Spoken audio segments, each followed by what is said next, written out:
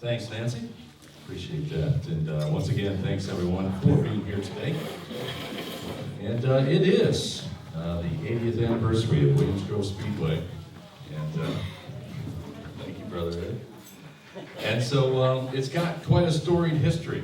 And we have three individuals here with us today that are going to fill in some of the gaps for us as it relates to the history of Williams Grove Speedway.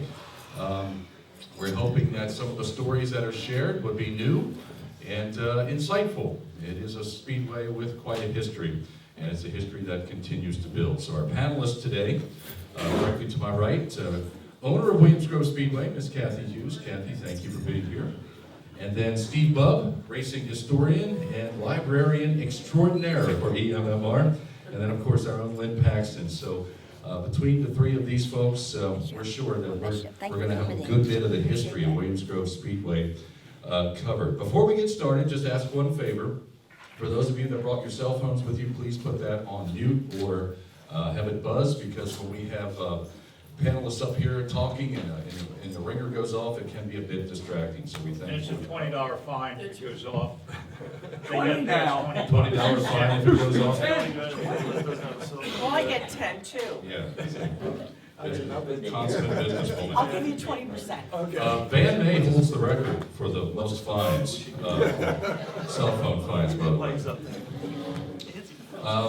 And again, before we get started, just a word of thanks to Kathy for not only taking time to be here today to share her insights, but Kathy and Williams Grove Speedway have for quite some time been strong supporters of the Eastern Museum of Motor Racing. So thank you for all you do in that arena, Kathy. We appreciate it.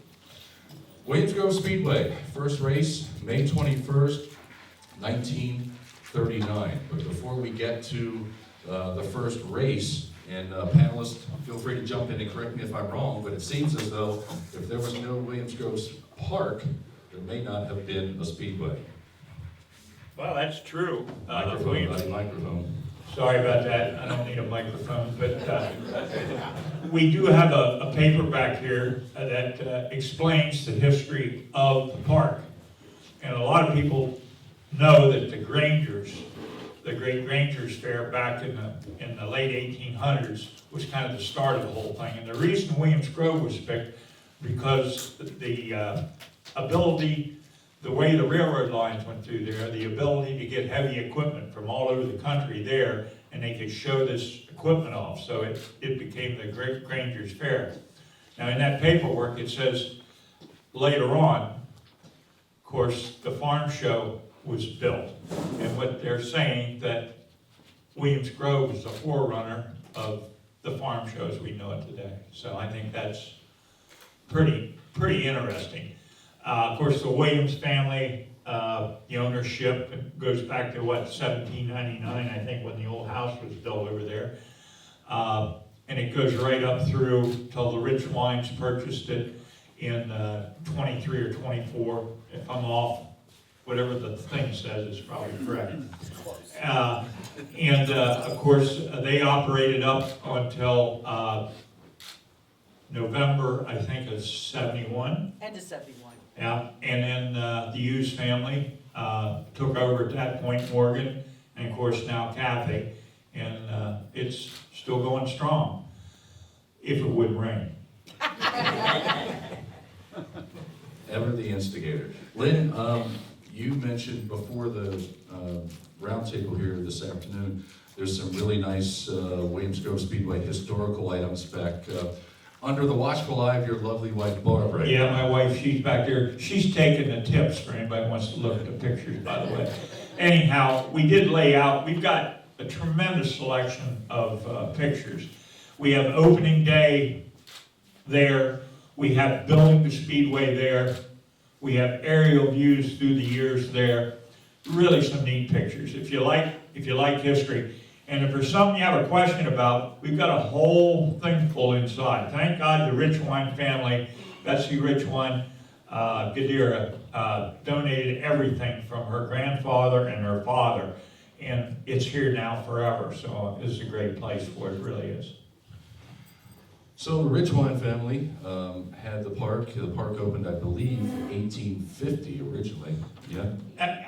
That's what it says in that, Okay. and I would have no reason not to believe that. Right. And, the reason that they were talking 100,000 people back in the 1800s to stop there and see all the threshing materials and everything. And the reason that it was worthwhile, again, was the railroad dropping things. They could bring those threshing engines and stuff from all around and drop them there. Yeah. So it was quite a big deal. So Kathy, you grab that mic. 1971, your family purchased the park?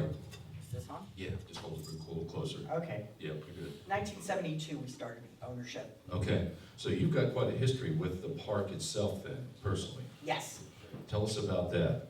When you, what were your duties when the family first purchased the park? What were you doing?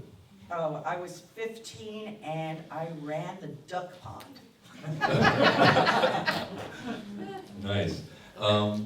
If And then I memory, was caterer afterwards. I did all the catering, okay, bingo, and the games. so I've imagined those are some skills that helped translated pretty well when you eventually took over the Speedway then, because Yes. aside from cars running in a circle, there's a whole lot going on a Friday night. Tickets and stuff, yeah, all my life I've done that. Yeah, yeah. And feel free to jump in here, but if memory served me right, going back to the park's history, with the railroad running to the park, there were some pretty important dignitaries that showed up there over the years. Is that correct? Well, absolutely. Probably the politicians. I don't know, but I'm sure it was a great place for the politicians to stump a little bit. President McKinley? Yeah. Nice. He wasn't shot there though, was he? No. Okay, thank you. He just did a speech. Lynn Paxton, forever altering history. He was So- shot in Buffalo. I'm sorry? He was shot in Buffalo. There you go. Buffalo, there you go. Well, I knew we'd have a historian. Thank you, She Kathy. listed. Were you there? School. I wasn't, my grandfather was there. Okay. Your grandfather was, He was McKinley alive was shot? when McKinley was shot. oh my goodness. Oh, wow. Yeah. Wow, for sure. All right, so then 1939, the Speedway opens. What do we know about how that transpired? Go ahead. Well, I found something interesting when I was researching this new book I'm doing on the era of the bugs and the semi-lakes. And this is something that I was really fascinated with. When Roy Richwine decided to build a speedway, it was Williams Grove Speedway and baseball stadium. He was going to put in a baseball stadium. He was going to put a team in the Atlantic Baseball League, professional baseball team.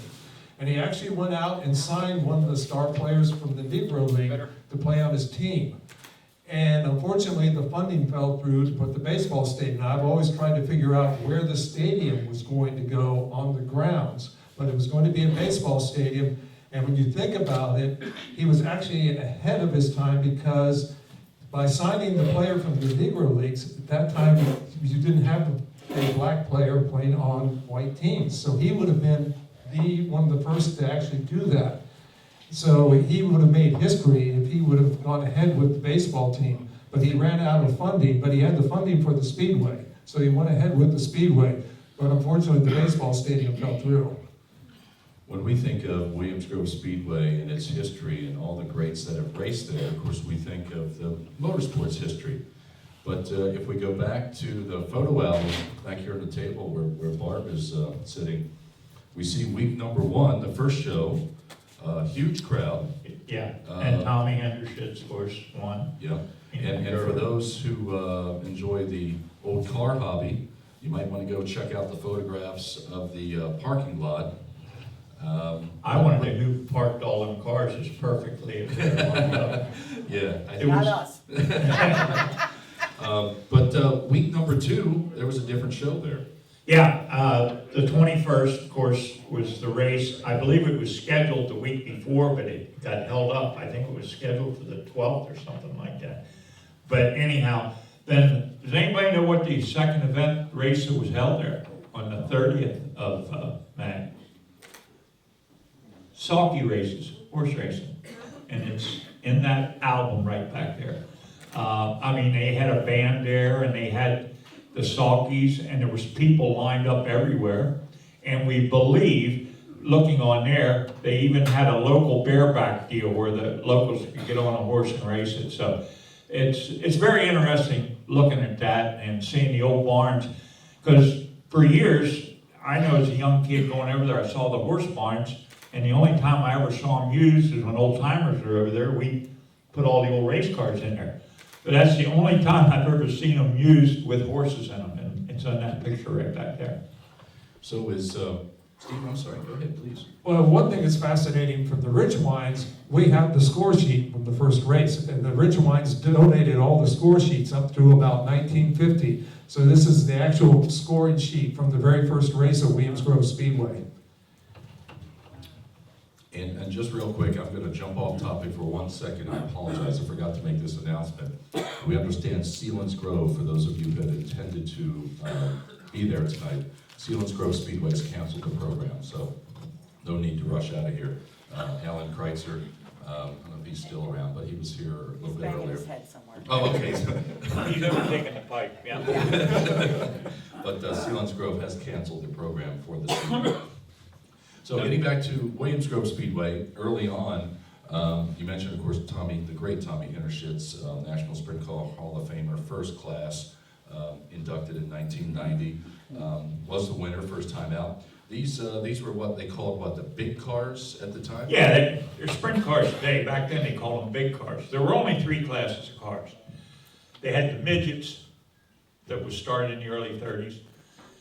And the reason they were the small cars, and of course the big cars were in between, and the championship cars. That was it. You didn't need any more terminology.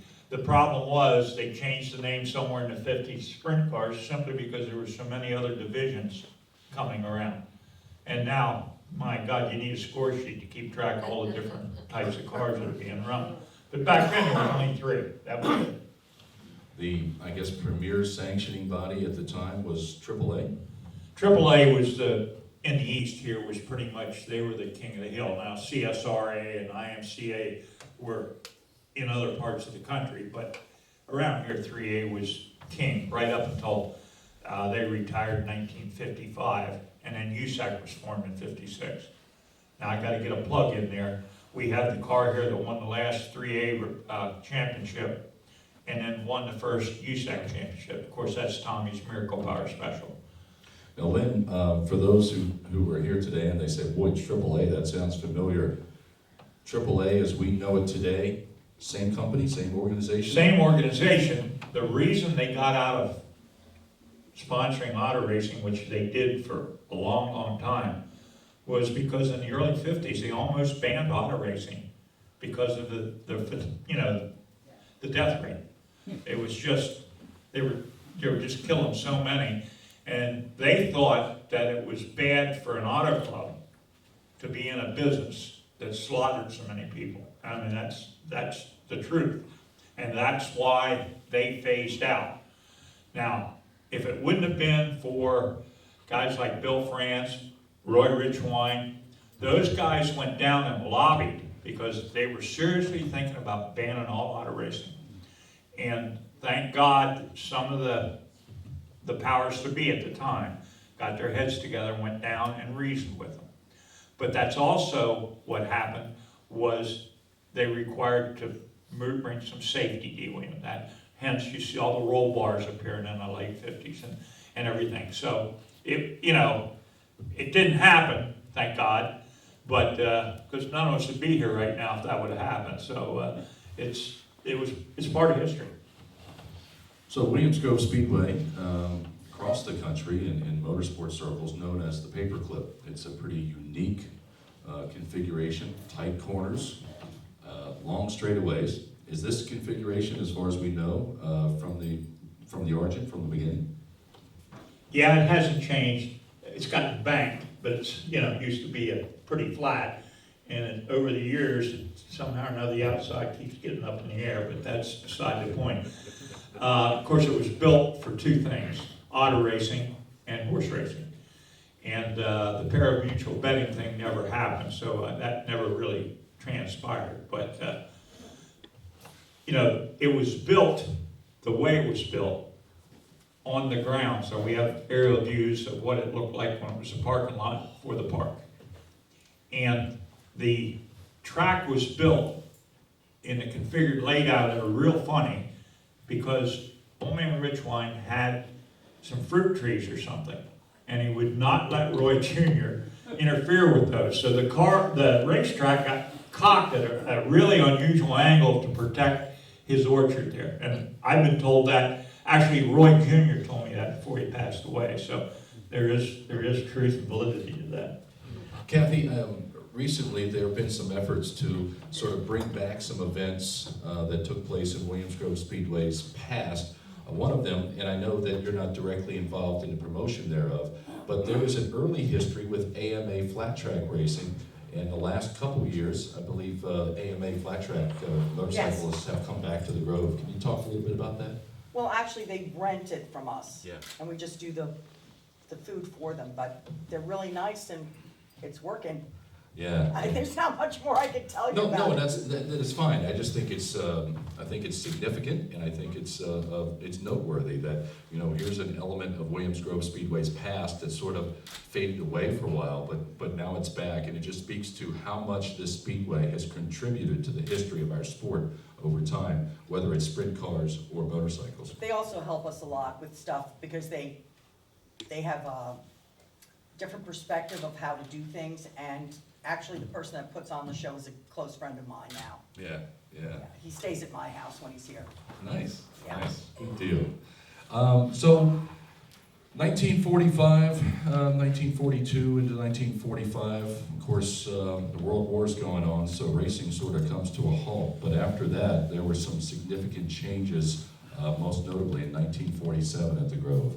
Yeah, but there was an event there in 45. For those who don't know, Joey Chipwood bought Lucky Teeter's, part of Lucky Teeter's Thrill Show when he was killed. And the first inaugural event was held at Williams Grove during those war years, okay?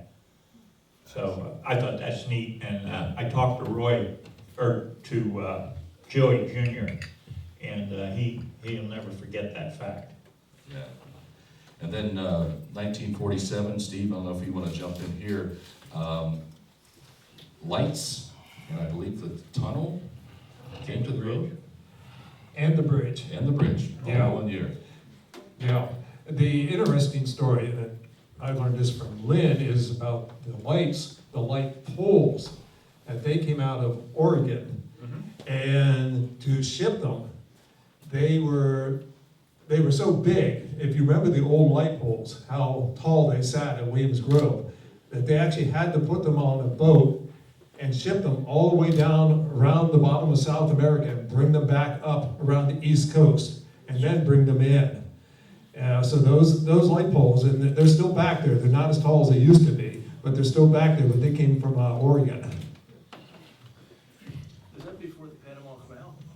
No, the Panama Canal, but could not handle that length of, Oh, wow. okay? You gotta remember, the Panama Canal was built in the early 1900s, okay?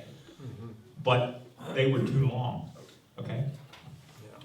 What do we know about how the bridge and the tunnel came to be? Do we know whose idea it was, or anything about the discussion, or? Well, it was to keep from having people struck on the racetrack, people running across the track. Why There was a somebody? fatality. Yeah, there was a fatality. Why people would want to run across a racetrack while race cars were on the track, but they did. So that's a big reason that we have the tunnel and the bridge. It was actually the ensuing lawsuit. We have pictures of the tunnel being built, and it's pretty interesting, but it all extended to saving people. Lynn, earlier today, you were back looking at the photographs, and you remarked about the ambulance that was Oh, I love the old on ambulances, duty absolutely. there for the first show. And then Kathy, you wondered aloud about The old caddy, the Cadillac ambulance? Yeah, yes. Now, I don't know the validity of this story, but I heard someone say that they were driving the ambulance one night and they were in the infield and had to get out, and they brought it through the tunnel. Does that seem like that would be a possibility? I'll tell you what, that big old Cadillac, Okay. you probably scraped them both sides. Yeah, But you could Okay. drive a full-size pickup truck through the tunnel. Yep. I have many times. I actually gave a tour some years ago to some people from out of town. And now I knew how wide the tunnel was to drive through. And I was given a tour, and I started heading for that thing. And boy, when you start getting close to it, that thing gets small. And they started questioning, and of course I said, well, I think it'll fit. So we come out the other side, and they were holding their breath and everything else. You know, I just thought of one thing when we we're talking about the light poles. If you remember back in the 50s, 60s, how tall they were, and they had the stadium lights on top. My uncle Pat, at one time, he changed those lights. He actually climbed up those light poles and changed them. Because I remember one time, I saw him and I said, what were you doing today? He said, oh, I was over Williams Grove changing lights up on the light poles. So he would climb those light poles and change them. They didn't have lifts back then. He scaled the poles. He up and scaled the poles, Wow. went up and changed the lights. That's nuts. Nuts. Well, when they were taken down, thank God Bob Jones, we ended up gathering a bunch of them, and that was a great fundraiser here. We sold lights in Williams Grove for about 10 years here. So with this being an automotive type crowd, does anybody know what happened to the Cadillac ambulance? Anybody have any idea? No? Bob, that'll be a project for you. You can research that for us. If it wasn't a Chrysler product, he wasn't interested. Oh, I'm sorry, I didn't mean to insult you, but I will tell you, we have a video here of a thrill show. And there was a crash, and they show the fire truck coming out and putting the fire out. And then they panned back, and it was a damned old Model T. It was an antique. It's hilarious to watch the fire equipment from the late 30s and early 40s over there. And then the rent-a-cops are over there. We call them the Keystone Cops. Boy, they were a trip too. But I mean, they were dedicated people, but they were local people, and they were very proud of themselves over there. yeah. One thing, thinking back to when the track opened in '39, of course, Roy had this big vision. He wanted horse racing here in the worst way at Williams Grove. And he had one issue because the track right up here in York Springs, Crest Field, now they had some car racing there, but they had horse racing. And so he came up with a way of getting horse racing at trying to get horse racing at Williams Grove and getting it away from Crest Field. And if you look at the people that he brought in, what he did was he hired away their people. And that basically shut their track down. Well, that'll do it. Yeah, sure. When we look back at some of the photographs from those early days, aside from the beauty of it all, I think one of the things that really strikes you is how large the crowds were at that point. You don't have as many entertainment opportunities competing for your dollar bill if you're the American public.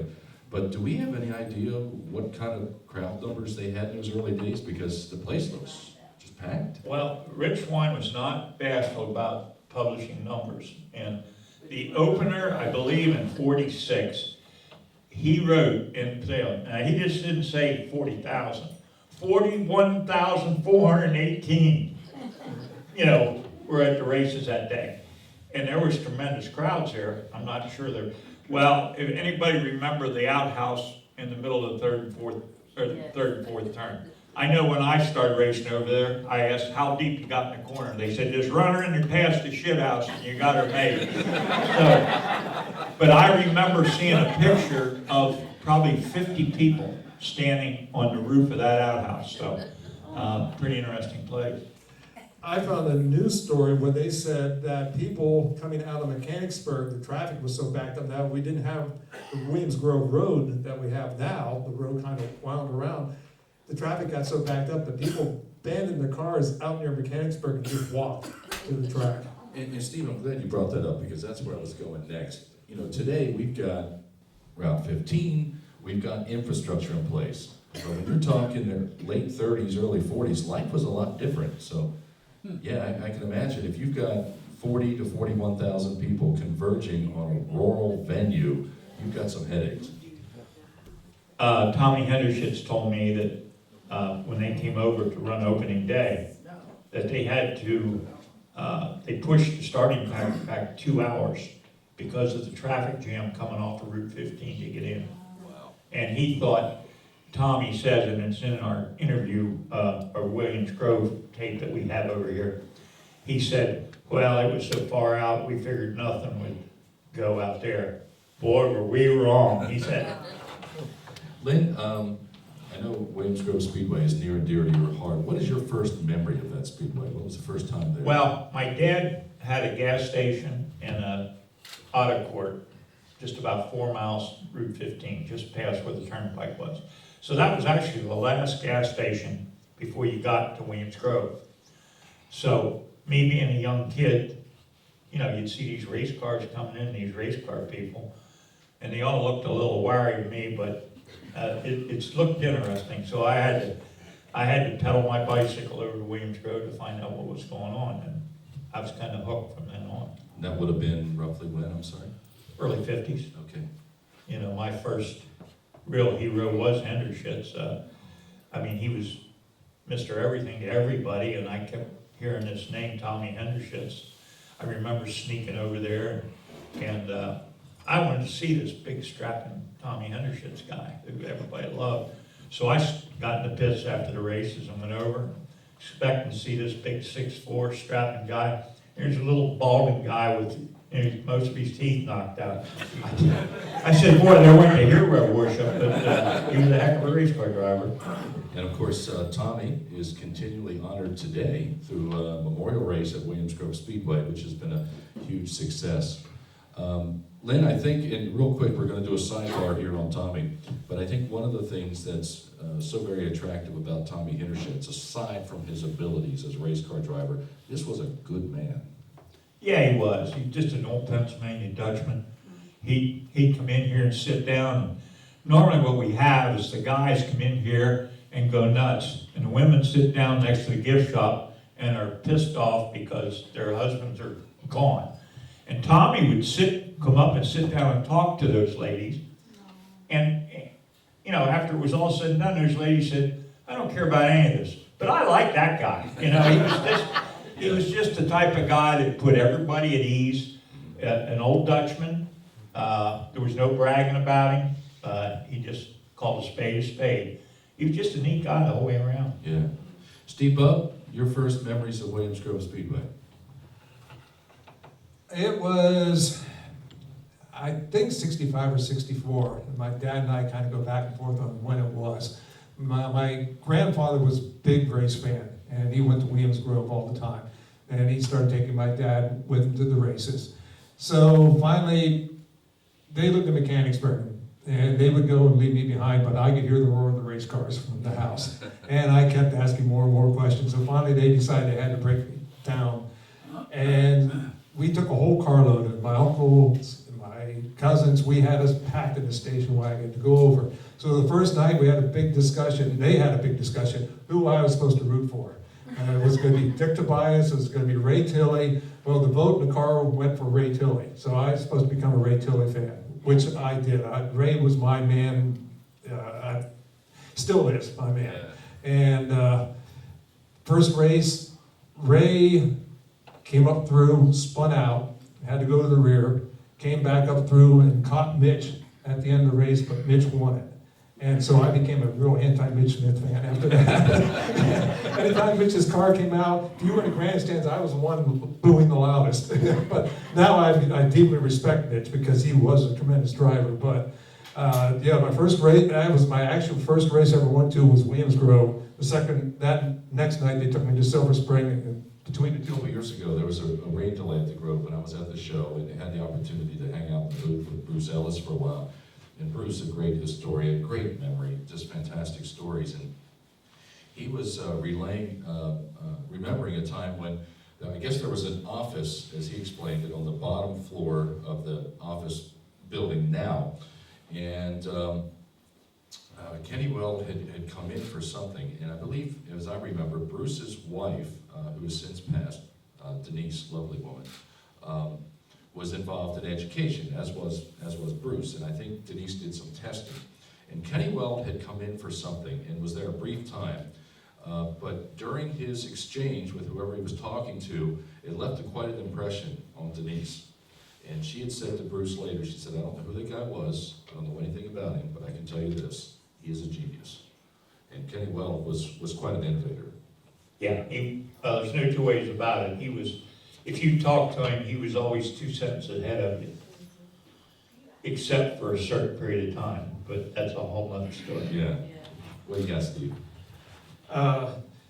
The shop where I take my car to get repaired used to be Lynn's garage. And the guy that has it, the one day I went in and he looked at me and he said, I made a big mistake. And I said, what's that? He said, well, I had the inside of the shop repainted and there was a pillar in there. And on that pillar, they had written on it, I don't know if Kenny wrote it.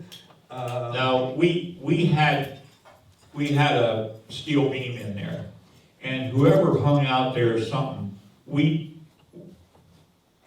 get their height and put it on there. As our kids or even ourselves, I mean, we had everybody's name and the date and when. And the top one was Kenny Weld when he came in and beat Ray Kelly. We had, he was like 8 foot tall, and that was written in there. I'm sure that's what you're talking about. Yeah, that's the one, and the guy came in and repainted it, and he forgot about that, and he painted it over, and it's gone. So he was beside himself. Floyd's Garage. Yeah. I don't have his phone number. You can call him and tell him what you think. Please don't. It gives me good service at a cheap rate. We'll tell them who told us the story. Yeah. Late 60s, I guess there's another important figure in Williams Grove Speedway history that arrived on the scene. That would have been Jack Gunn. What made Jack Gunn so successful? He loved racing, and he had been involved as a young guy. He helped Pat Patterson, I believe it was, with the sprint car. I have some neat pictures in here of Pat Patterson, like at Reading in the 50s, and here's this young pit guy, Jack Gunn. Jack Gunn was not his real name. He was Gunnels.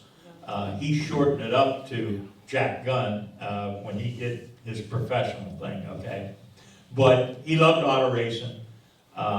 He had a good mind. He saw what was going to get the job done, and he did a lot of innovative things, like bringing Jan Opperman in here and starting the National Open and bringing USAC back in and there was just things that he did. Everybody thought he got rich with racing, and he really never did. He just loved it. And of course, he died way too young. He was only 47 years old when he passed. Well, I didn't realize he was that young at the time of his I passing. thought he was older. Yeah. Kathy, I mentioned Jack Gunn. You immediately said, what a sweetheart. Oh, great person. I used to have to see him once a week in the office, so I kind of knew him. Yeah. Really good person, just very nice, always polite, and always smiling. So many photographs, and I didn't have the opportunity to meet Jack, but I love the photographs of Jack in Victory Lane. He's got that hair I slicked know. back. He's got Oh my the God. suit on. And I told Scott, I said, I feel like 1 week at least I want to do that in Victory Lane. I mean, he just looks so classy. Styling. Styling. And his good call. punchline: speed is for the speedway, not for the highway. He always used that punchline. And I will tell you another thing: he was a dirty old man at heart. Nice girls. He liked beauty queens. I have one file in here, and we've got a lot of Jack Gunn stuff, and I call it the girl file. Jack Gunn's queens from day one, the whole way through his tenure. He loved, Faith Cronister, I believe, was the first one. I knew him by name pretty much the whole way along, and we have a whole file in there just on that. They would pose on the pace car and do various things. I know. Were they in Victory Lane? Were they in Victory Lane? We got Adamson over here. There are a lot of pictures with Bobby and the Queens after he won the National Open. Right, Brett? Do you remember any of that? You have most of the girls or what? All the pictures. Okay. Next person. The thing I really remember about Jack was that there were stories from the drivers. He as I always called it, he had his Jack Gunn slush fund, that if a guy had issues, he would go down through the pits afterwards and give them money to make sure they would get there the next race. And Billy Wirtz, I think, should have had Jack Gunn's name on the side of his car, because Jack made sure Billy, who was the ultimate low-budget racer of all time, Jack always made sure Billy had some extra cash to make it to the next race. And when we had the late model guys here at one time, the one was telling a story about up at Williams Grove, one of the guys had an issue and told Jack, I'm not gonna be able to make it back next week. Jack said to him, well, come with me. And they walked out into that was, it used to be a fairground complex, and one of the buildings went into, and Jack told him, wait there. And he said he had to look in, and Jack went back, and on the ground, there was a stone, and Jack moved to the side and reached in. There was money in there. Jack got some money out, put the stone back, and I went over and gave it to the guy and said, hope this will help you out. So Jack, he took care of his racers, and in a quiet way. He didn't want people, talking about it and stuff, but he did help them out. Yeah. Lynn, here at the museum, we've got some great artifacts from Williams Grove Speedway, or items related to Williams Grove Speedway. The billboard downstairs, Yes. and then if you could talk about The pagoda, the Yes, please. judges stand here. Yes, thank you. Yeah, I will talk about those two. The billboard I'll do first. When I was a young boy, the billboard where Floyd's Garage is, there's a White House, an old house, which was my house growing up, and then there was another White House. And right past that third house was a billboard. And I used to, as a young boy, would go out and they would change the bullseye to change the dates, Williams Grove Speedway. And that was known as Eichelberger's Corner there. I mean, you're not gonna see it in the record books, but that's what it was called back in the day. And when Route 15 got put in the 50s, they took it away because there was no more, and I never knew what happened to it. And somewhere probably in the 70s, I was over at Williams Grove. I'd go over and talk to Jack and stuff, and they were cleaning out the one wagon shed over there, because they always needed room over there. So they were they drug this thing out, I think of the shed. And I recognized the scallops on it, that it was an old billboard. So I went over and brushed the dirt off of it, and you could see where it said Williams Grove Speedway on it. Mm. And I said, what are you gonna do with that? And the guy said, well, we got orders to burn it. I said, whoop, wait a minute. So I went in and talked to Jack, and Jack called Morgan, and get it out of here is the exact term, and I think. Well, it probably was Ron Lee at the time. It might have been, it could have been Ron Lee. Well, anyhow, the consensus was you get it out of there or it's gonna get burned. So I got it out of there, and we took it home and scrubbed it off, and it's just an amazing piece. Now I'm gonna tell the next part of the story. Real quick, before we move on, folks that would like to see that billboard, where is it located downstairs? It's located down in our sprint car area, which is the first floor where the gift shop is. I'll give us a plug right there. You just go on like you're walking out the opposite way. It's on the right-hand side behind our sprint cars. It's all original, bullet hole and all. There's a bullet hole on it. And it's just a neat piece of Americana. I gave a tour here about 10 years ago to a group of people. And not knowing who was in the group, there was a gentleman there that was an expert at appraising Americana. That was his job. And I don't think he was a real racing guy, but he enjoyed the tour. And after the tour, he went back. He said, can we go look at that sign again? I said, sure. So he said, do you know what that sign's worth? I said, it's probably worth a couple $1,000, as a memorabilia. He said, if I was appraising that sign, I'd appraise it between $50,000 and $70,000. Now, I told Kathy that a couple of years ago when I gave her a tour, and I thought we were going to have a resuscitator right here in the spot. Kathy, real quick, when Rick was recounting the story about getting the billboard, you mentioned a name that I wasn't familiar with. Who was that? Ron Lee was the manager Ron Lee? before my parents came down here. Oh, okay. Ron John Lee. Yeah, a lot of years he was. He was ran from the show. 72 till 78. Okay. Yeah. It's just a name I wasn't familiar with, thank you. Now, the pagoda, basically the same type of story. The pagoda was the roof that was on the second story of the old house off the first turn. It was kind of the old hotel and where they used to hang out. Really a neat old building, and I'm sorry to say it fell into disrepair.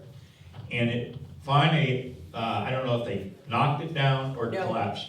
Kids set it on fire Oh, is that what happened? one night, yeah. Okay.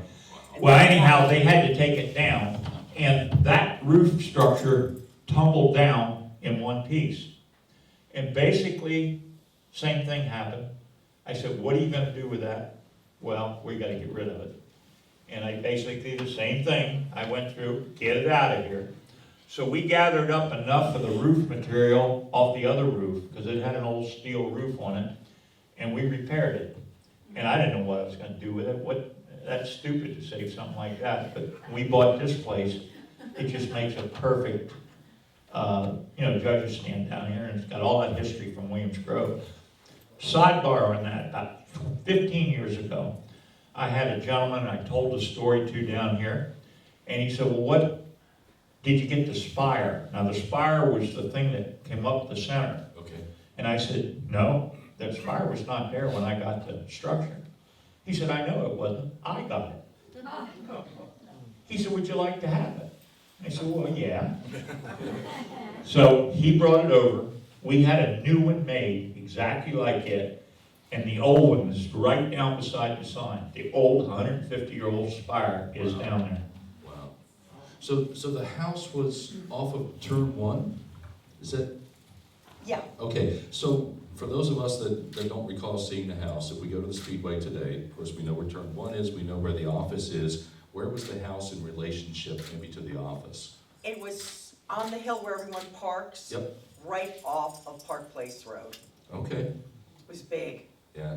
And that was Well, the old barn, which is pretty well collapsed now, Oh, we took it down. okay, it's gone, but it had been directly to the right of the old barn. Okay, all right, very good. It's where the houses used to go in between, and then where the mill was, there was the gas station. Well, that's a whole other chapter. I didn't know about any of this. Good stuff. Good stuff. So let's move ahead to the 1970s, and there's a date that will forever be remembered. September 25th, 1971. The guys. That would have been, that particular car right back down there, Mitch Smith. As you know, USAC was kind of king of the hill then, and they thought they were the best ever. But at the time, They were. Oh, absolutely, they were. And they ran good equipment, and for us to run with them, we had to take the wings off, had to go to a smaller motor and everything. And they would issue a couple temporary permits. And, how did one obtain a permit? Did you have to? well, you had to know Jack Gunn. Okay, Jack knew the situation. He knew that to get you needed a good local showing, so he wanted the better racers. He didn't want to put Joe Kokomo in there, and you don't get any local coverage. So he made sure guys like Mitch and Bobby Adamson and those guys that could run very well. Well, the rest is history. Mitch put a hurting on him more than once. And they called him the foundation shaker. That's what USAC called him. Because the one night he spun out on the 8th lap, went to the rear, came back up and passed Bentonhausen with his camera forward with about a lap or two to go. Well, Bentonhausen could not stomach that at all, I won't tell you what. So it was a neat time. That was, I don't know if there's an equivalent today. That was the impossible. Well, it was. I mean, I agree with you. The only, now, of course, the king of hill are the Outlaws. And it's basically, everywhere else they win pretty handily, but when it comes to central Pennsylvania, you just don't know. So Yeah. that's an equivalent, probably not as devastating as Mitch made it on USAC, I'll tell you that. Right. I had the opportunity, I guess it was back in 2001 now, when I was working with the Sprint Car Network, and and we would travel with the Outlaws and broadcast the races, internet and radio. And one of the things I will forever take from that experience is, as we traveled around the country, Pennsylvania was the only place that the Outlaws got booed. Everywhere else, they were the incoming heroes. In Pennsylvania, it was buckle up, the show was on. So that was interesting. Kathy, again, we go back to, we're in 1972, your family takes ownership. Only the second family, the second group of people to own the Speedway, and it's now 80-year history. That's got to mean quite a lot to you. It is. That's why I'm still here. Of course, the 1970s, we bring about some of the more modern day touring groups, I guess the All-Stars, and then later in the 70s, the World of Outlaws. Kathy, and we're not going to get into the nuts and bolts of it, but I think one of the things that a lot of people overlook is running a speedway is a business. You have to make money to keep the doors open. There are tremendous amounts of overhead that are tied to a facility like Williams Grove Speedway. And so, not only do we want to see weekly shows continue, but those touring groups, such as the World of Outlaws, bringing them in and having a good show is paramount to keeping the doors open. One of the things you've done very well is you have developed a solid relationship with the World of Outlaws, and I think that's been key. Can you talk about how that relationship has helped the Speedway over the years? Well, we just work together in marketing and getting stuff organized. I mean, literally, it's more working out whenever there's an issue or a rain, how we can both not get hurt and get through it. So it's always been a good working relationship. And you know, everyone not liking them, that's part of our little marketing. Speaking of marketing, and I thought this was brilliant, talk about how the Morgan Cup came to be. Well, that was just to honor my dad. I built the cup. It's sterling silver, and I decided that racing should have a sterling silver cup. And I just thought it was a great concept of having something that in case it rained out, we moved it. So it never lost, it just kept going, you know, into the next race. So it kept going from the first one to the last of the World of Outlaw. It's like a bonus. Yeah. And it also, something for my dad. Yeah. And I'm sure most people know what the Morgan Cup is, but for those that don't, And it's at the office right now. It's ours. And if it isn't ours, it's there. so they take it to Charlotte if the Oh, Outlaws yeah. win? Yeah. And this is during the Summer Nationals? No, it starts from the first, So it's One. every appearance? no. We'll like have it it's 5,000 Okay. to win. Yep. It's on the first May show. Okay. If we get rained out, it goes to the Saturday. Okay, It just I keeps gotcha. moving till someone wins it. Yeah. And I think it's been well received among the racers. I think the Outlaws understand the significance of that. They've done some nasty things to my cup. Uh-oh. And when I got it back, I had to have it polished again. Uh-oh. You mean they put something in it wasn't supposed to be there? Probably. It's holding candy right now. Oh, my. Lynn, with the advent with the touring groups over the time gaining more prominence, what kind of impact did that have on local racing from your perspective? Well, it was good for us when you had, like when the Outlaws started. What that was, you know, he thought it would be neat. It was good. He knew there was good racers all over the country, and what Johnson tried to do was put a series together and pay enough money to get those guys all to come. And that's how the Outlaws started in '78. Really, it was a loose bunch, believe me, and it was formed and, of course, termed the Outlaws, and of course the Posse. Now that's all, like she said, media BS, but it works, you know, it really does. And it was, when they came to town, you knew, it was kind of like playing golf. And if you were out, you know, shooting 80 and you played with somebody that shot 90, it's pretty easy. But if the good guys come to town and they're shooting 70s, you know that you had to get your game together, because they raced every lap like it was the last lap of the last race of the season. And that was what you had to do if you were gonna compete with them. Because what they were doing, they had maybe 10 or 12 of the top teams in the country. And it was kind of neat when they were all in one location. And it's still neat, it really is. We like the world of Outlaws, but we don't want them to win. Let's get that straight. But that's what makes a rivalry so strong. Yeah, I mean, If it's there's- all one-sided, it's no good. There has to be, it was like when our guys used to go to Australia. But really, they did that to get more modern race cars over there. And they were hip shows. They knew it was no good if our guys went over there with the good equipment. They knew they were just gonna destroy them. So the equipment go over there and they tell them who was gonna win on a certain night. Now, that doesn't go on anymore, but initially, that's how it was done. They couldn't have anybody dominating. Now, the Outlaws normally did. But when you came to Pennsylvania, all bets were off. And I like it that way, that's good. Yeah. I do too. So we talk about Williams Grove Speedway in motorsport circle, just instantly recognizable around the country. There's the bridge, there's the drivers, there's the history, but there's also the fans. Beer Hill Gang. Here's a group that initially was a bunch of rowdies up in turn 3, and they could still be a bunch of rowdies up on the hill in turn 3. Absolutely. But today, they're helping to sponsor cars. They're coming alongside to support charity events.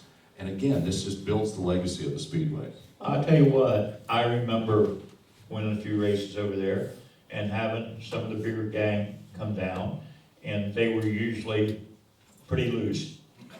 And if they offered you a beer, now I'm not a beer drinker, but I learned real quick, you didn't want to piss anybody off, so I'd take a sip of beer, and when they were looking the other way, I gave it to my pit crew. So they also would tell you that they throw beer cans at the ones they didn't like. And they realized that empty beer cans don't throw so good. So they'd either pour water in them or do something else in them and whip them. And they'd tell me that you used to go to the third turn and there was half full cans the whole way up the backstretch. So believe me, they would try to take it out on their competitors they didn't like. Anybody know when the Beer Hill Gang got established, or when that name came into being? No? They probably. Yeah, I'll have to check on that. Yeah.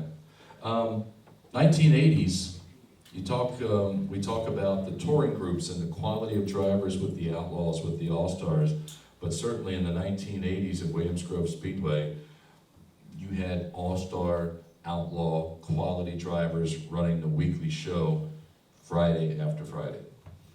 Well, it was. I mean, the circuit here in central Pennsylvania was excellent. You know, you had Williams Grove on Friday night, you had 3 choices on Saturday night, and you usually had 2 choices on Sunday night, plus usually Wednesday nights we were off running the All-Stars or somewhere. So, you know, you got to race 4 nights a week, all summer. So racing was great then. Some of the drivers, of course, we mentioned Kenny Weld already, but some of the drivers over the years that came east and featured prominently at Williams Grove, we get on the list, Bobby Davis Jr., I remember Jimmy By the Sims. name of Doug Wolfgang. I'll tell you what, anybody that thought they were going somewhere, I don't care if they were in California or where. I mean, that's how Bobby Allen got here from Florida. That's how the May brothers got here from Texas. And I can tell you other ones that came in for a summer and went back home and were a hell of a lot better racers when they went back home. Yeah. What makes, from a racer's perspective, what makes Williams Grove so challenging? You see some great drivers from around the country show up at Williams Grove. Now, Donnie Schatz has been phenomenal. Whether you're a fan or not, you have to sit back and appreciate the level of talent that this man exhibits. But Williams Grove is a challenge to some of the top drivers in the country. Why is that? Well, it's because of the shape. Long straightaways, tight turns. You got to have a horse to pull you down the straightaway because you don't have the corner speed you do at some other places. It's always been a very tough place to go. You got a handle, but you got to be able to get down the straightaways. If you can't get down the straightaways, you're not going to run in the top 5. You can win Saturday night somewhere, and you can't get in the top 5 at Williams Grove. That's why a lot of people don't run Williams Grove on a Friday, because it costs so much to run that race car. Well, the stuff you're going to take out to run 5th at Williams Grove, you can win with Saturday night, so they don't run Williams Grove. I mean, it's a terrible thing to say. I remember Bob Jones and I used to have this conversation all the time. And I said, he said, why don't I get 30 cars when there's 90 cars show up at 3 tracks on? I said, they can only spend so much money to run that race car. And I said, the money that they spend, they're better off parking it on Friday and running Saturday because they can make more money. He said, well, what am I supposed to do? Pay what it pays to win everywhere else for 5th place? I said, that's up to you. You asked the question, I gave you the answer, you didn't like it. You mentioned the tight corners. I've never been on the track, but from the grandstands, it certainly seems that you've got a little bit more working room in 1 and 2 than you do in 3 and 4. Well, yes and no. The problem with 3 and 4, and I've been out of the seat for a lot of years, but it used to be, as the racetrack moved up, the groove moved up, you ran out of racetrack in the middle of 3 and 4. So you had to learn, you'd run the cushion, next thing the cushion became the fence. And if you didn't know how to make that transition, you were upside down by halfway through the feature down the middle of 3 and 4. Now, I remember a guy coming in from Iowa, Hodges, Rocky Hodges came in the 47 car, and he kept his car at my shop, never been there before. And Rocky was a piece of work. He went out, won the heat race going away, and just being friendly, I said, Rocky, you're going good, I want to explain something to you. The top of 3 and 4, about halfway through the feature, you got to learn how to do something else, because it's going to get you into the fence. The problem was they showed up from out there, didn't have a bladder in, and Williams Grove was not going to let them run. So I sent them home. We had a second car sitting at the shop with a bladder in it. Fuel bladder for the tank. Yes. Okay. So they brought my tank over and put it on. So here's this number 47's Casey General Store Special with a number 1 blue tail on it, okay? And of course, Mr. Boot didn't know that I loaned it to him. I mean, they were working on our shop. So I gave it to him, and I'm sure he wondered what his tail was doing running around in a foreign car. Well, he went out in the feature, and about halfway through the feature, he was upside down in 3 and 4. I went by on a yellow flag twice and didn't look, because I was afraid the tail would be all crunched. But you know what? He crashed everything else, never hurt my tail. You know, one of the things from that time period, the 1980s, that I remember, I got my license, and I lived in Maryland. My friends, a couple of close friends and I would come up to the Grove. I remember being there one day, and I can't remember what time of the year it was. It seems to me it was either, your memory fails, it could be early year. It seemed to me it was either You're early. getting old, that's the reason your memory's Okay, failing. whatever. Or it could have been late in the season. But Rick Ferkel, as I recall, brought a plexiglass wing. And I seem to remember they were trying to sell the validity of this wing, and they had. Well, they were made actually here. Okay. Because I ran on one also, all right? Okay. He wanted to see if they would, so we had a nose ring that was plexiglass, and they made us a top wing. The nose wing lasted for a few weeks. The top wing didn't last 8 laps, and it came apart. Okay, but that was actually a local wing builder that was just trying different stuff. I remember they had, there was somebody in the infield, they had a spare wing, and it was sitting on the ground, and they had an adult male was on top of the wing, jumping up and down to show how strong it was. But apparently, an adult male pales in comparison to the horse. The wind factor is unbelievable, working on those wings. It really is. What's that? Plexiglass is like a liquid, Okay. and it'll start to bend right away. And then you have to flip it to get it back to its real shape. Ah. Science lesson today.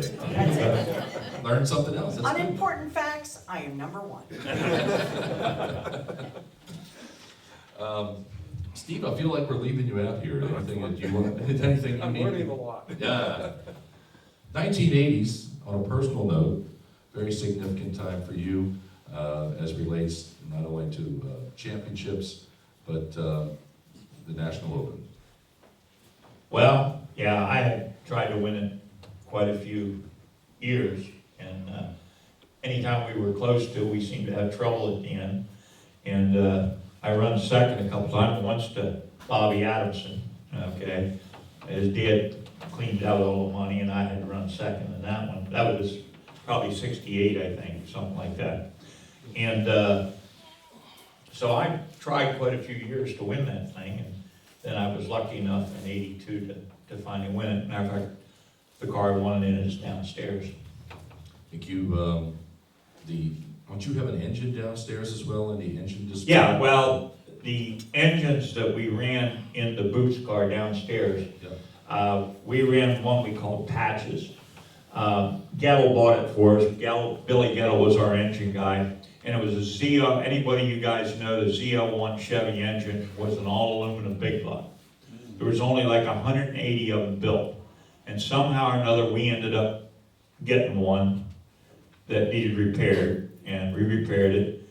And Gettle put John Deere tractor sleeves in it because they were thicker and you could get more, you could get more cubic inch out of it. So we ran Patches and very successful. Davey, of course, Davey Brown is still a master at making anything that he works on go, and Davey was our mechanic then.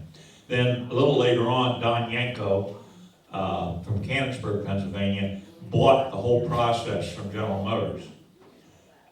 The part number on the block's the same, but on the front of the Yanko engine is going to say Don Yanko on it. It's the only difference. And right beside our old Patches down there, we have also the Don Yanko motor. So both of those were what we ran in the car, and it's our engine display area downstairs. I want to return just for a minute here back to late model history at Williams Grove Speedway. Significant event, 1988, World of Outlaws formed a late model division. The inaugural event held at Williams Grove Speedway. Trivia time, Kurt Smith, the winner of the inaugural late model World of Outlaws event at Williams Grove. Do you remember? Larry Phillips. Boom, we have a winner, Larry Phillips. You are so I knowledgeable. knew you'd come through in the clutch, Yeah, my friend. That's the man. And there's the championship car from the World of Outlaws 1988, right there, the Larry Shaw car. Matter of fact, I think Kurt had actually shared that little tidbit with me about the Okay. World of Outlaws at Williams Grove a number of years back when we worked together. You know what amazes me about that car back We're there? doing it then, so that's cool. In 1988, I asked everybody, you know what that car weighs? Now, it had an aluminum big block in it and everything. That car ready to race right there weighed 1,700 pounds. It was lighter than the sprint car I won with in 79 and 80. We could pick it up. Well, you can roll that thing real easy, I'll tell you. It's amazing. That's this car here that This we're car referencing. right here you're That's, looking at, that was donated last year to the museum. Billy Moyer, Yeah, driver. yeah.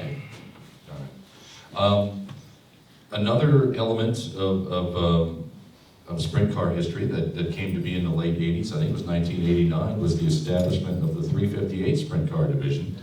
And that brought a whole new element, not only to Williams Grove Speedway, but to Central Pennsylvania. Well, it was expensive to run a sprint car, and they thought that if they had these feeder divisions, okay, that everybody would run hand-me-down stuff, and they'd run for less money, and that worked okay until Daddy with a big wallet wanted his kid to learn. So instead of buying that used stuff, he just went out and bought all new stuff. And there was no law against it. So things got out of hand in a hurry in that, in that division also. And of course, then they started the 305s and you know what I mean? There's so many entry-level divisions now that it's tough getting a start because you can't start out in the major leagues because nobody's going to spend the money to give you a start. You gotta earn your stripes there. I feel sorry for a lot of the young kids now that might have some talent, and they're never gonna be able to show it because they don't have the backing to do it. Of course, 358 sprint cars at Williams Grove Speedway over the years. There's been some great action, great drivers. We think of that division, we think of Pat Cannon, Corey Haas, and of course today, Kevin Nouse. Kevin, I believe, tied with Pat for the most championships at the Grove in the 358 division. And I had the opportunity to interview him, and I don't remember if this was at Racing Extravaganza this year, but I asked about that. What would it mean to you to be the top dog in the 358 division in the history of Williams Grove Speedway? And he said it would mean everything. So Kevin Nouse is geared up and ready to roll this year. So at this point, we've seen the great 80s, we move into the 90s, and Pennsylvania fans just can't seem to get enough of this. And I believe one of the moves that the Speedway made is to maybe start racing a little bit earlier in the season. I remember when I spoke to, we go back to the conversation I had with Ray Tilley when he talked about his race season. They were talking roughly, as I recall, Easter to Labor Day. That was the season. With Pennsylvania fans, this is where it happens. So they started opening up the speedways a little bit earlier. March, of course, Lincoln has the icebreaker in February. With that comes some risk for the track owners because you don't know who's coming and who's not. Makes it tough. And you don't know when the snow's coming or the rain, right, Kathy? You got it. 1991, another big breakthrough for sprint car racing. Pennsylvania Speed Week is born, and the first race held July 3rd or 3rd of 1991, and a guy who would go on to become a member of the National Sprint Car Hall of Fame, Steve Smith, was the winner. And so now it has grown, and Williams Grove continues to be a big part of Pennsylvania Speed Week, and to the point where some people plan their vacations around this event. So it's really grown and become quite an event. Steve, before we move on, I know recently you have worked fairly closely with some of the 358 sprint car teams, and can you talk about the state of the union for the 358s right now, where you see that division going? I think with like a lot of divisions, car counts have fluctuated, they're down a bit, and they go back up. How are things looking for that division? Well, I know over the last 2 years, from talking to some of the 358 teams, there were concerns about the division, but this year we're seeing the car counts have been strong. They've been having full fields down at Lincoln, and it's surprising, especially last year. Last year was kind of the weather, of course, was a big factor. It seemed like every doggone weekend. And I'm really cleaning up my words there. If it didn't rain, there was a threat of rain. And especially with the 358 teams, Kevin and I were talking about this. Over the last several years, he and I both kept track of all the 358 drivers. And you have to realize with the 358s, they don't have outside groups coming in, which increases the amount of drivers racing. It's 358s, that's it. They've been averaging around 80 drivers, which is tremendous for a group. But what we found last year was there were a lot of races where we didn't have full fields.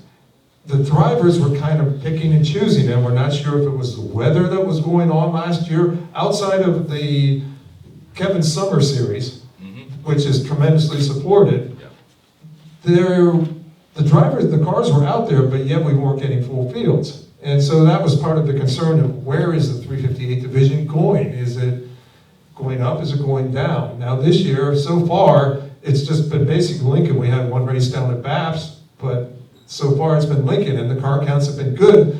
One thing I'm noticing is, like Williams Grove, Trailway has been falling to the rain, so Trailway cars are coming to Lincoln to race. So there's some guys that are showing up that would normally just run Friday night at Trailway and not run at Lincoln, but they are there, so that's kind of increased the count. And it's still fluctuating. Several weeks ago, they had 27, 28 cars there. The next week, it was 24, still full field, but 6 guys that were there the week before didn't come back. So it really roller coasts, and it's kind of, it's hard to get a handle on, because you have those 80 cars out there, and you're wondering, why aren't we getting 30 cars a night? Yeah.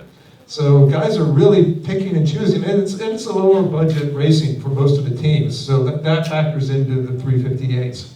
Yeah. Well, I appreciate that insight. You know, so frequently in life, we don't know what we have, I say we collectively, until you look back and you've moved away from where you were, and you're able to look back at how things were and what it really was, whatever it is, and then you come to a fuller appreciation of that. 2005, Silver Spring Speedway closes, and 2006, that series moves to Williams Grove Speedway. Williams Grove, an entirely different configuration. There were a lot of people who had a real affection and an emotional attachment to Silver Spring. 2006 and I think 7, Bruce Ellis covered the racing on Saturday nights. So he was doing double duty and coming from Hazleton. That's quite a drive, so God bless him for that. 2008, I believe John Kroll took the job. And then John went out with the All-Stars the following year. And 2009, I came on board, and I am forever grateful for that opportunity. It was a fantastic time. And while I was there, each and every Saturday, it seems, someone said, boy, we miss Silver Spring. And that went on for a couple years. But then toward the end of that, I didn't hear so much of it. The series moved to Babs Motor Speedway, and we feel like we've got a good thing going there. But what I want to get to is, while drivers are happy, they are now finally looking back at what happened at Williams Grove Speedway with a great deal of fondness and some fine memories. I feel like, and thank you. That's normal, though. It is, it is. But I just want to say, on behalf of that entire series, thank you for rescuing them for that decade. And what happened over that time, the series built back up. We saw drivers and fans both that said, you know, we're done because Silver Spring closed. We saw them eventually come back. We saw some great racing. We saw crowds increase. And, you know, I think now that they've been away from the Grove for a couple years and they're able to look back and see what really took place there, I think people appreciate that opportunity. And all in all, it was a real good 10 years. So thank you on behalf of everybody for that. Thank you. Yeah, that was a good time. Dave, Yeah. I do have to tell this story, though. Yeah. That before the start of the season, we had that meeting over in the office at Williams Grove. Justin came over and said, I want to introduce our new announcer. And it said his name's Dave Hare. And I went over and shook his hand. And of course, I was working the Saturday night series. And I thought, well, I'll help this guy out for the first few races, make sure everything's going okay. And I heard him announce, and within like 3 heat races, I thought, this guy doesn't need my help. Well, I appreciate that. I agree with that. Well, thank you. But I have to tell you, I had been away from racing a little bit at that time. And when I returned, not having ever been to Silver Spring, I didn't know the players, I didn't know the characters. And Kurt Smith is back here. Kurt was a race director for a number of years. And God bless him, Kurt was among the people that really helped me out, because that first night with hot laps, cars are coming out and I didn't have lineups yet, and I had no idea who anybody was, and I am having a meltdown. And Kurt would just say, that's Travis Meese in the 116. So I'd open the mic and say, Travis Meese in the 116 down the front straightaway. I'd close the mic and I'm like, okay, now what? And I'll tell this story real quick, because it's not how you start, it's how you finish. I think it might have been that first night, you know, I'm thinking in my head, you're going to screw up eventually. And sure enough, it happened. There was an accident over in turn 4. And car gets into the fence, the tow truck comes out, and he's pulling the car away. And of course, the tow truck is known as the tow truck, or it's known as the hook. So I opened the mic and said, I don't remember who it was, but I said something like, well, 7 car headed back to the pit area on the back of the hooker. And I closed the mic. I didn't catch it. Yeah, you didn't catch that? Oh yeah, classic. And then a couple seconds later, I said out loud, I said, did I just say hooker? And I looked down the line of the scores and the race directors, and they all just went, and looked over at me, and I'm like, okay, well, you gotta get out of this one. So I I opened the mic and said, oh, maybe it was a tow truck.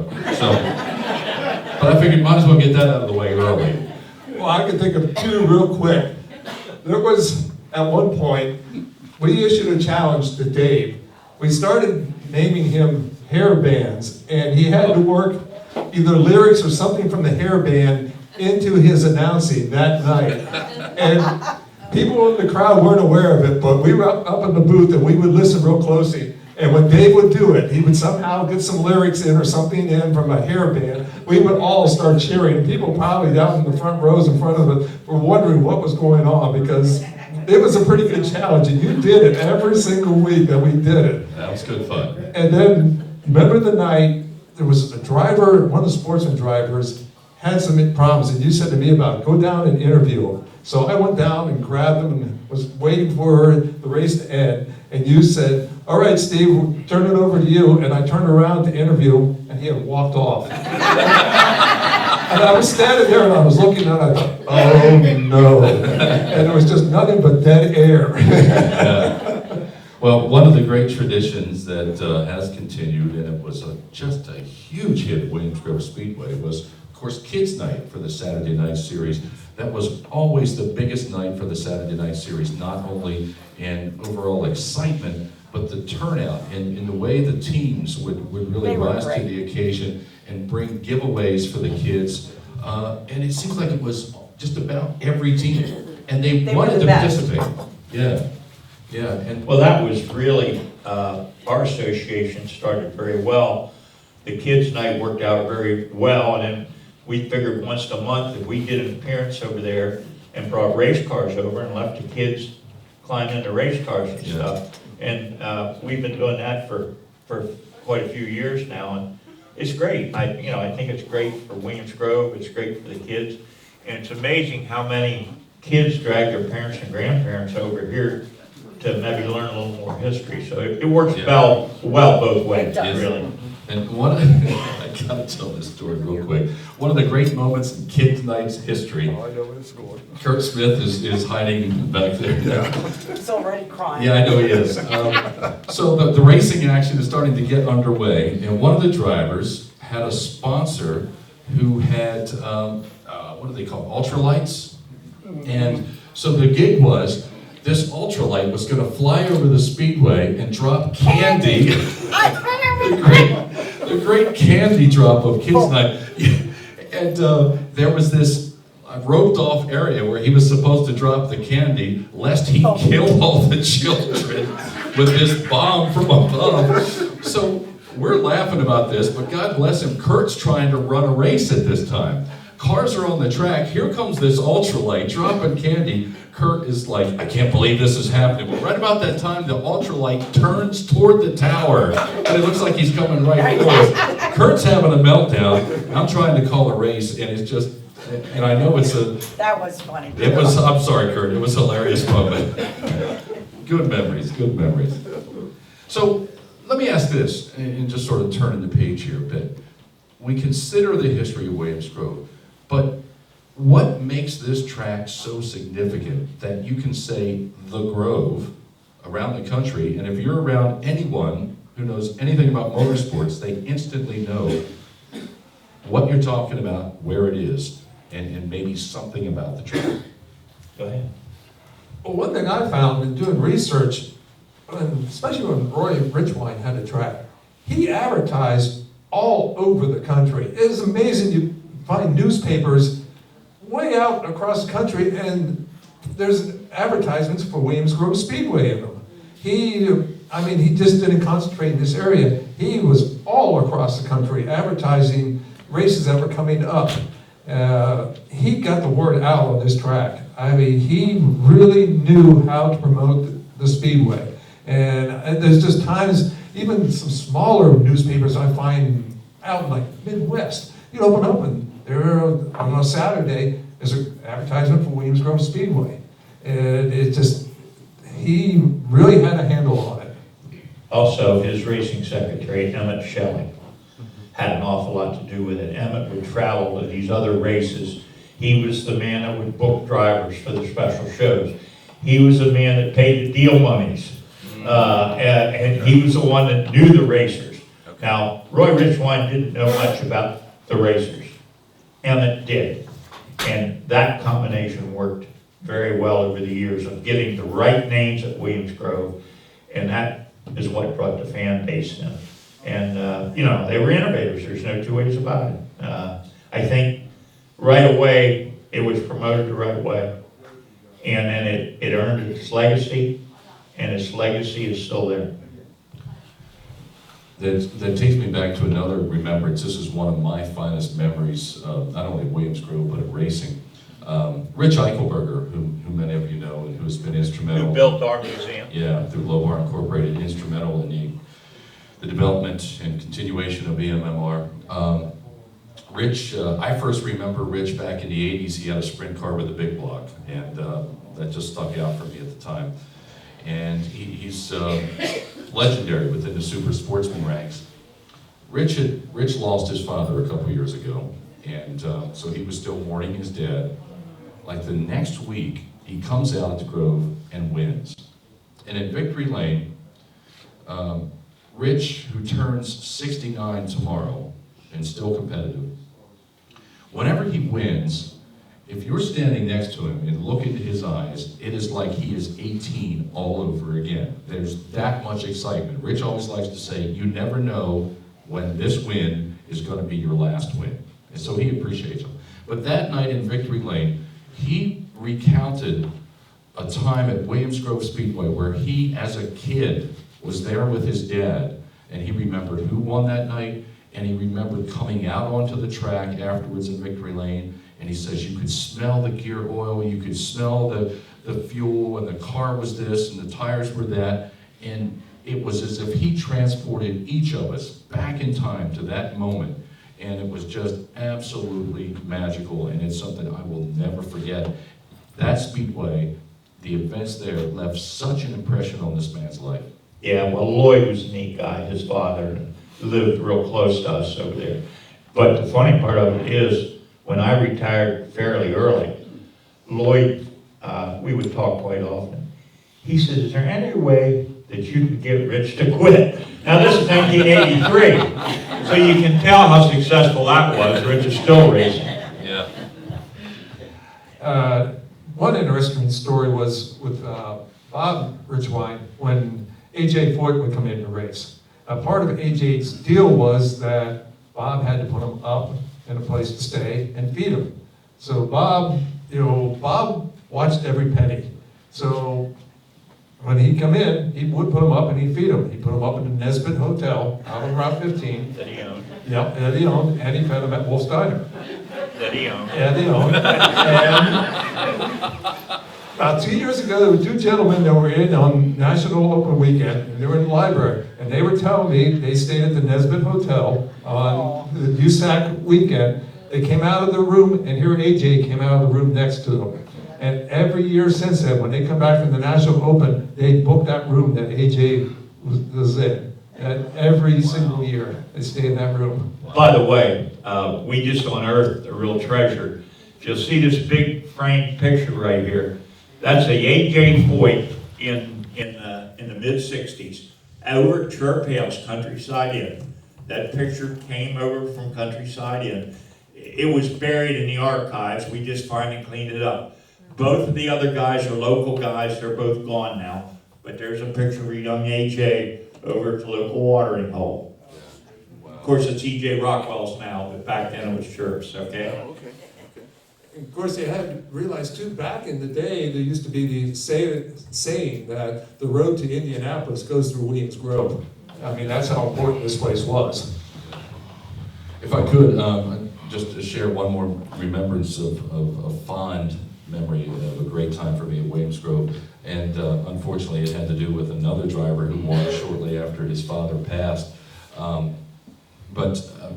Usually 3 or 4 times a year, Kathy and Justin will have me back to help out with the program, and I'm grateful for that. It's always good to get back to the Grove. This particular night, I was calling a 358 race, and Phil Walter, the driver of the number 5 358 sprint car, had just lost his father. He had never won at the Grove, and been competing for years there. And on this particular night, he was nasty fast up on the high side, and Kevin Nels was chasing him down. He held Kevin off, and he picked up his first Grove win ever. And I had the privilege of sharing victory lane with him. And I remember thinking, he started talking about his dad, and I'm like, dude, don't cry, because if you do, I'm done. And sure enough, Phil started crying. He didn't have a breakdown or anything, but he's very emotional. And he started crying, I started crying, we were both done at that point. But it was a great night, and I know how much that victory, not only because he had just lost his dad, he's feeling emotional, but he had tried for so many years to win at Williams Grove and finally made it happen. You can win anywhere else, but until you want to grow, you've not arrived. That's just how it is. Real quick, I want to go down, and because there's a point I want to make here.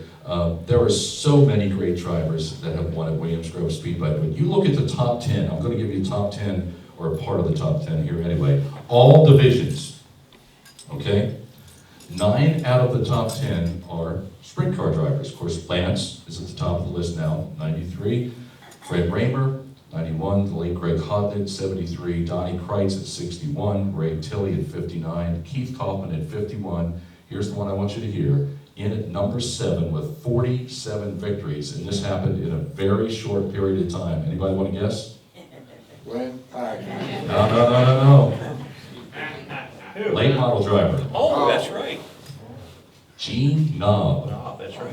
Gene Knob won 5 consecutive track titles in the 358 late model division at Williams Grove Speedway and was phenomenal. He had set a goal for himself to reach 100 career victories, and when he got to that point, he started backing off a little bit. I think he's up over 120 now, but he and Kendra have some other interests. They like to go camping, so he's backed away from that, and he's been doing some super late model racing. But Lynn is right behind him there, and then Smokey Snellbaker and Mitch Smith. So you have all these great drivers. They're sprint car drivers, but I want people to remember what a talent Gene Knob has been and continues to be in this area. 47 victories at Williams Grove in a short period of time. Yeah, that's true. Yeah. Steve, I think you had something for Lynn. Yes. I asked Steve to put together a history lesson of who the big winners or won the big races over like every 10 years. It opened in 39. We know the winner of the first race was Tommy Hinnershitz, okay? But it's kind of interesting to find out what happened in 49 and 59 and 69. So, Steve, you're on. Didn't want you to see that. Oh, your cheat sheet. That's something that's coming up here. Well, in 49, of course, they really didn't have a track championship because it was AAA coming in. But the driver that, if they would have had a championship that year, because I was looking back through these score sheets, would have been Tommy Hinnershitz. Yeah, I figured that. Now, we'll kind of open it up and see, we'll make it like a trivia. So we'll go to 59. So now we're talking the coups. So who do you think was the track champion in 59? Frankie Thompson? Bingo. There you Frankie go. Thompson was the winner in 59. We don't give any prizes here, by the way. Who came up with that? Who had the answer? All right, very Yeah, nice. thumbs up. Now, 69 is, I think, going to be pretty easy because he had an off year in 68, but he came roaring back in 69, and unfortunately it was his last year. He came back and ran a couple other races, but 69 was his last year. Ray Tilley. Absolutely. Ray Tilley. Now, make it a little tougher though, who was the semi-late champion that year? Larry Gorman? No, Was it Charlie Wehrman? no, it wasn't Oh, Charlie. he was out of here by then, that's right. Yeah, yeah. Drove Ford. Yeah, I can see the car. I think it's his name. Slayball? No, Slayball?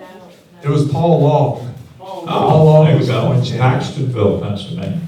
Now, 79, he's in this room. Paxton. I'm sorry to say I won the 40th anniversary race.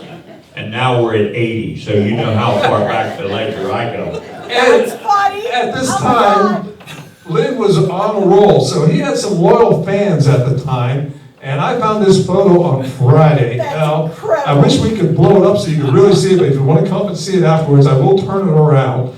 And he had one real diehard fan who had a special shirt. Oh, yeah. Believe it or not, somebody gave me that shirt. I don't think I have it anymore. The shirt says, Lynn Paxton eats raw meat. That's good. Rebuttal? Huh? Rebuttal? I'll tell you who could have wore that shirt, Dave Planey. In '83, when Dave came in here, we had a quick deal. He was gonna probably win the night before the National Open, and he kind of lost the motor, and I clipped him right at the end. And then at Williams Grove, there was a big race, and right at the end, I clipped him again. And of course, Lou and I were friends and competitors, and Dave. Then later on, Dave, of course, moved on to NASCAR and was very successful. And he did an interview up in New England somewhere, and they were saying about how competition was rough, and he said, but the tough competition was cutting my teeth in sprint cars back in the early '80s. You know, he said that Paxton was an animal, quote unquote. And I jumped him about that. I was out at his dad's deal, and I said, I heard you said that, you know, he said I said it in a nice way. So, and I thought it was nice of Dave. Of course, as a lot of you know, I had a heart operation last month, and he gave me a call. Wow. And I thought that was nice. From eating all that raw meat, boy. What's that? Sam, from eating all that raw meat? Is that what you said? 79, who do you think was the late model champion? Kurt? I was surprised because Ronnie McBee led the points all season long and lost it right at the end to this driver. Bill McClellan? Bill McClellan. Yep, Wow. Bill McClellan was the point champion.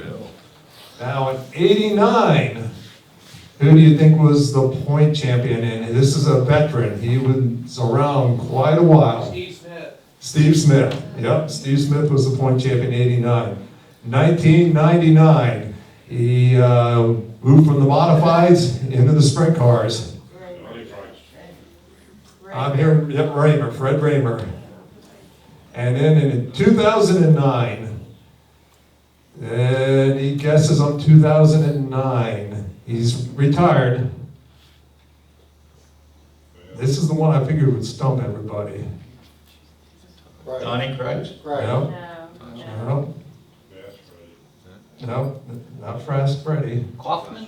No, Steve Jr. Todd? Todd Schaefer was the He point built my champion. house. So those are the point champions on the anniversary Built my years. house.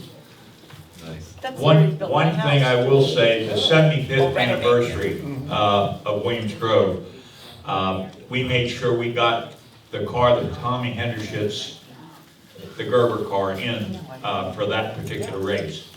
And of course, Greg Hodnick won it, and we have a neat picture of the 15 car pulled in against Greg's car right over there. It's a neat picture of, 75 years, and of course, losing Greg last year, I think that's so neat. Well, we're just about out of time here, so before we get some closing remarks, Kathy,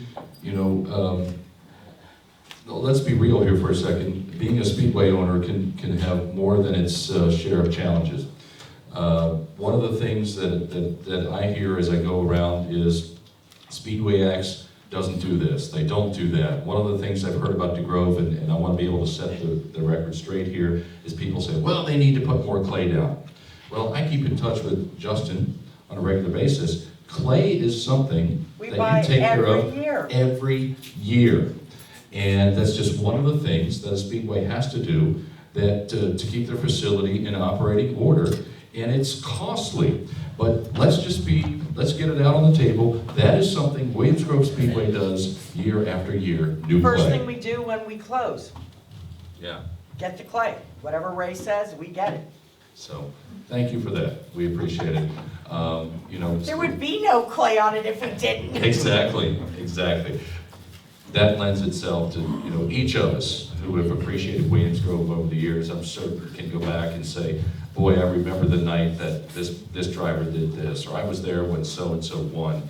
And that all starts with the Speedway providing a facility that can handle that level of competition. So again, thank you for all you're doing, and continue to do it to grow. We appreciate it. Thanks to everyone here. Steve Bubb, any closing remarks? I thought of one story. Bob Richwine, for those that knew Bob was a pretty serious individual. And from going out to Wolfsteiner, see my aunt, when I was a kid, got to know Bob, Jim Richwine. And Bob was a serious person, except for one time she told me a story. One day, Bob was in there, a lot of the Richwine family was in there, and there were customers in there, and a food fight started.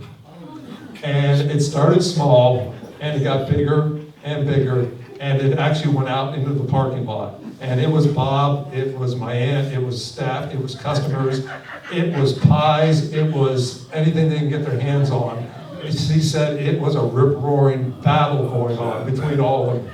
So Bob could let his hair down once in a while. Lynn, Williams Grove. Don't even think about it. Williams Grove Speedway was certainly good to you over the years. When you look back with no small degree of fondness, is there a particular race, is there a particular moment that is your fondest? Well, winning your first race, I think, like Williams Grove is special. You know, of course, I can remember I won it with the old CAE car with the Ford in it. Of course, when at the end of the year, when I saw Ray Tilley won all those other ones, I knew who the real hot dog was. But that, you know, and of course, winning that first World of Outlaws show in '79 was extra special too. Yeah. Speaking of extra special, you are an extra special talent and individual. And one of the great things that Kathy and Williams Grove Speedway have done over the last couple years is honor drivers that are still with us, that have had an impact on the history of our sport. May 24th of this year, Williams Grove Speedway honors Lynn Paxton at the Friday night show. So we encourage everybody to be there. It will not rain that night. Okay, you can hear that. Lynn, I know for the Van May race that they had, the Van May tribute race, Van was just beside himself. He could not believe that anyone thought enough of him to have a tribute race. And he was genuinely humbled and thrilled to death by it. I know it's got to mean a great deal to you. Yeah, well, it does. You know, Van, for those of you who don't know, we have a uniform displayed down in our theater. And make sure you go look at Van May's uniform down there. Everybody else gave us uniforms, I mean everybody. And Van gave us one too. It was surgically removed at Port Royal when he took the judge's stand out. He never washed it. It still got blood all over it. It's my favorite uniform down there. A handful of years ago, I was at, Harry Fletcher had invited me to his, I guess it was like a biannual party, and it was the last one he threw. We lost Harry, and what a great man he was. But at that party, I had an opportunity to hang out with Van and his wife, Lynn.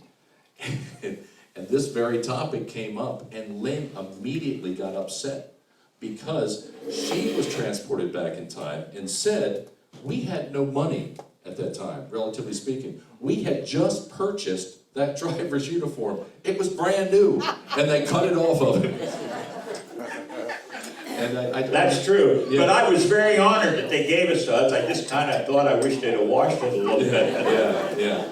Nancy, hand me a note here. In August 20th, Keith Kaufman. Okay, is that at the Speedway as well? I didn't look at the schedule, I'm sorry. So August 20th, honoring Keith Kaufman. So thank you for that. I think it's a great tribute program that you've put in place. Well, they do press boxes up there too. And I was lucky enough to get my name on one of them.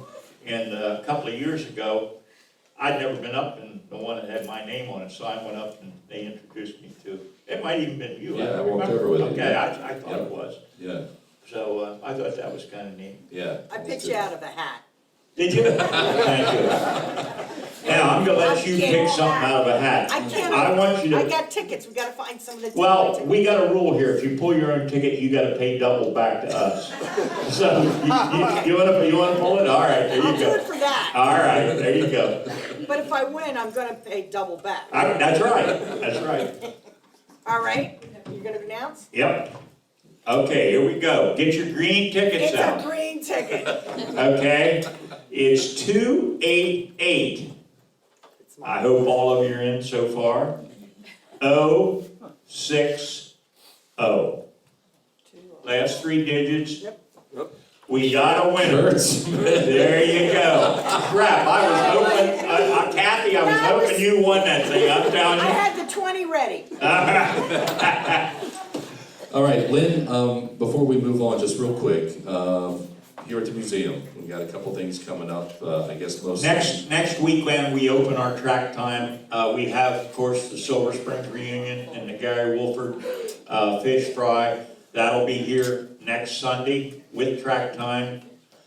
We invite anybody that ever went to Silver Springs. You know, what a fabulous place. I grew up around there too, and I worked there for the Kreitzer family. Will was a great guy, Alan not so nice, but that's beside the point. Sorry, Alan, Where's that book? All the way in the back. It's so you can play on the So phone. it'll be a great event. We're also doing a test and tune the day before.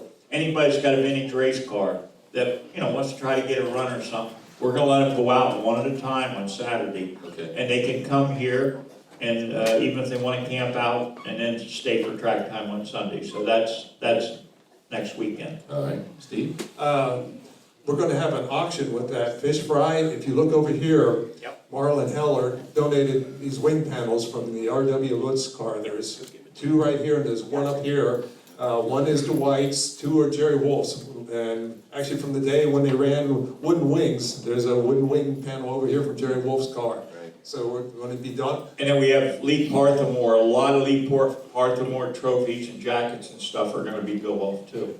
And an interesting thing, I think, I don't see Marlon, but he has Paul Orendo's car from the night that Paul had his heart attack at Silver Spring. He's had it, and it's all original. Still the tires that were on it that night, oil that was in it. It will be here at the fish fry. It will be for sale. So. And they're honoring Dwight Live and Jim Bernheisel are going to be the special attractions. Alan, do you want to add anything to that? Or did I pick on you enough? All right, thank you. All right, and one last thing, we encourage you to make your way out to Williams Grove Speedway on Friday nights and support the efforts there. In May, World of Outlaws are here. Yes. May, what is that? 17th and 18th, I believe? Sure. Yeah, sure, that'll work. Williams Grove. I live there, I don't look at dates. Right, williamsgrove.com is where you need to go, and the schedule is there, but I believe it's May It is. 17th and 18th for the It is, World it Outlaws, so, again, special thanks and a round of applause for our panelists, Kathy Hughes from Williams Grove, Steve Buck, and Lynn Paxton. We thank all of you for being here. If you got any questions, come on up, okay?